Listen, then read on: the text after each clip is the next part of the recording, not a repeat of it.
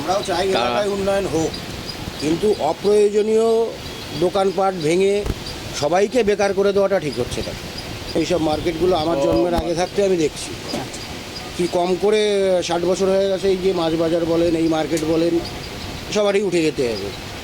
তাতে কয়েক মসলন্দপুরে অন্তত লাখখানিক লোকের পেটের ভাত নিয়ে টানাটানি বাঁধবে। আজকে আমরা চলে এসেছি উত্তর 24 পরগনা মসলন্দপুর স্টেশনে, এবং স্টেশনের আশপাশে বেশ কিছু হকার আছে, কিছু বসতি আছে। আমরা চেষ্টা করব কিছু মানুষের তাদের নিজের যে একটা বক্তব্য সেগুলো তুলে ধরার চেষ্টা করব। আমরা দেখতে পাচ্ছি এই মুহূর্তে একটি চায়ের দোকান। এই চায়ের দোকানে বয়স্ক মানুষ, যেটা মনে হলো যে উনি অনেক বছর ধরেই হয়তো এই চায়ের দোকানের সঙ্গে যুক্ত। ওনার থেকে কিছু আমরা জানার চেষ্টা করব। কাকা, আপনার নাম কি? বাবু দাস। বাবু দাস, কত বছর এখানে এই ব্যবসার সঙ্গে যুক্ত, চায়ের দোকানের সঙ্গে? 43 বছর। 43 বছর। আচ্ছা, আপনার পরিবারে? বড় ছেলে আর্জিকালে হকারি করতো, তাও তো করে দিচ্ছে। আচ্ছা আচ্ছা। আর ছোটো ছেলে প্রতিবন্ধী। ছোট ছেলেটা প্রতিবন্ধী, বড় ছেলে হকারি করতো। এখন তো যা অবস্থা তাতে করে সকলেই বুঝতে পারছে কম বেশি। আরজিকর হসপিটালে সেটাও বন্ধ হয়ে যাবে। আচ্ছা আচ্ছা। আপনার বাড়ি কোথায়? আমার বাড়ি এখানে। এখানে এখানে এই পিছনটায় কত ঘর মতন মানুষ বসবাস করে, একটা কম বেশি অনুমান? ধরেন 35-40 মতো। 45-50। আর এই মসলন্দপুর স্টেশনের আশপাশে টোটাল কত ঘর হতে পারে? দোকান দোকান এবং যারা বসতি, দোকান তো একটা নির্দিষ্ট টাইমের মধ্যে উচ্ছেদ করবেই, এটা তো বাধ্যতামূলক। দোকান 2000 ছাড়িয়ে যাবে টোটাল দোকান। দোকান বসতি আছে 100-র উপরে।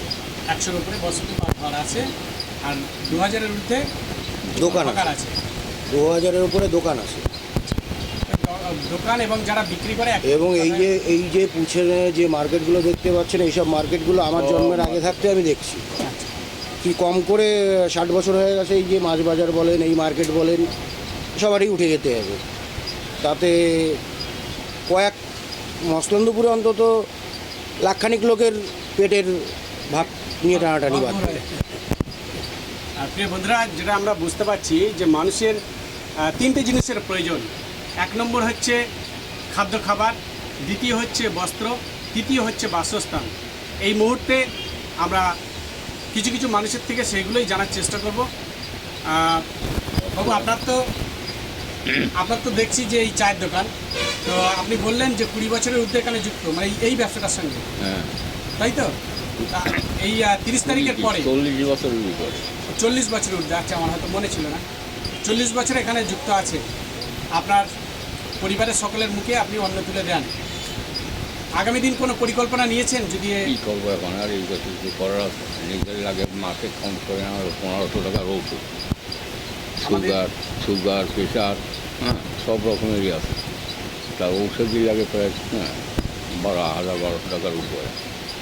তারপরে এই সংসার যাই হোক, নন্দন নিয়ে খাওয়াচ্ছিলাম, তারপর সেই হয়ে যায়। আমাদের রাজ্য সরকারের উদ্দেশ্যে কিছু বলতে চান? রাজ্য সরকারের উদ্দেশ্যে আর কী বলবো, তিনি যা করবেন তার উপর তার আমাদের আর কিছু করার নেই। এই পর্যন্ত যাই হোক, সিপিএম ছিল, কংগ্রেস মানে ছিল, তৃণমূল ছিল, অসুবিধা হচ্ছিল না, যা করে কমে খাচ্ছিলাম। আমরাও চাই এলাকায় উন্নয়ন হোক, কিন্তু অপ্রয়োজনীয় দোকানপাট ভেঙে সবাইকে বেকার করে দেওয়াটা ঠিক হচ্ছে না। এটা আমাদের ব্যক্তিগত মনে হচ্ছে।